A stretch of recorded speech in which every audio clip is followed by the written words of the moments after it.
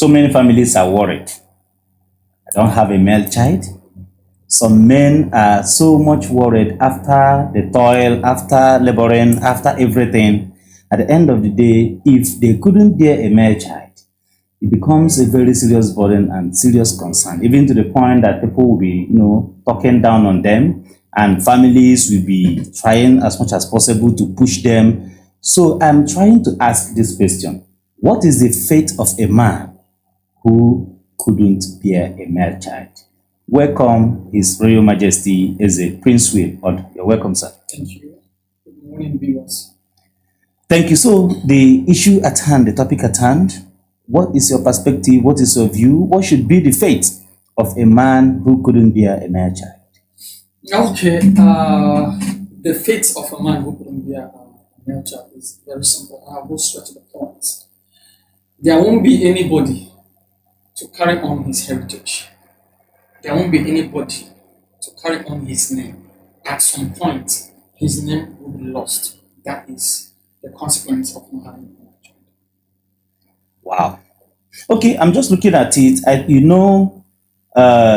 Nature has designed it that female children will be more than male children.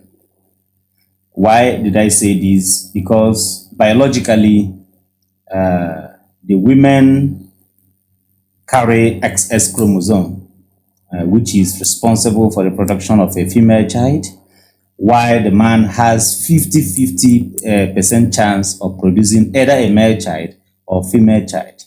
So just suppose it, you find out that the ratio of female to male generally supposed to be 75/25. That is 3:1. You understand? So who is to blame? Is it the man? Or how do we balance this whole thing? What do you have to say here? Okay, I don't think it's anybody's fault. It's like you said, it's the way nature designs it. Yeah. But it's not a straitjacket thing, because there are families, even with the XY and XX chromosome, like there are men who have 5 male children without even a single woman. So it's not like an exercise that it has to happen this way all the time.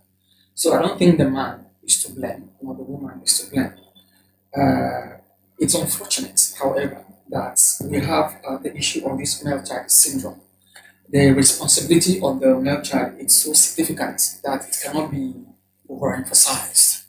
It is culturally the duty of the male child to carry on the posterity of the family, more especially the family name. It is laid upon him at birth to be the one who is going to carry on the father's name.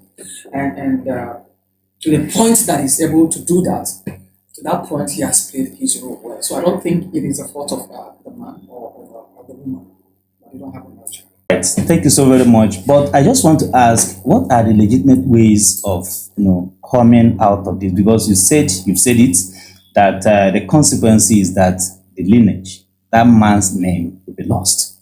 Okay, so are there ways that this name can be preserved over time?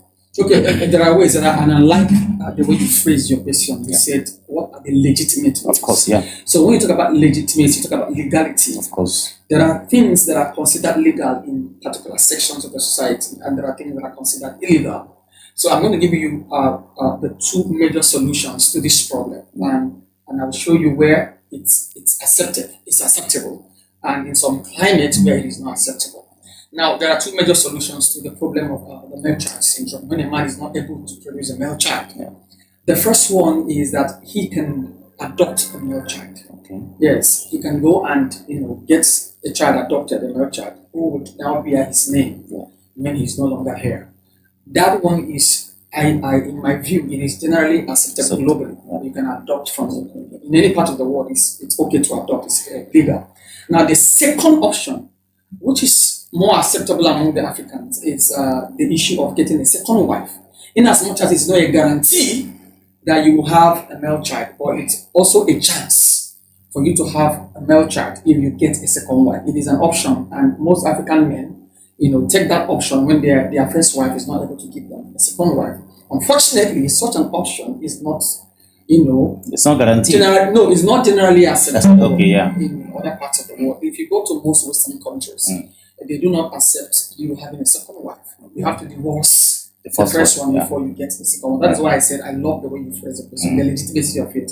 So in other Western countries, it is not legitimate for you to go and have a second wife. They don't do that at all.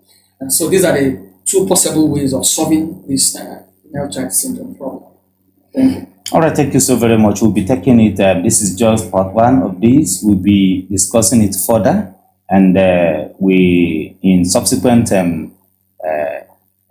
podcasts we'll talk about what should happen to the properties and belongings of a man who couldn't bear a male child.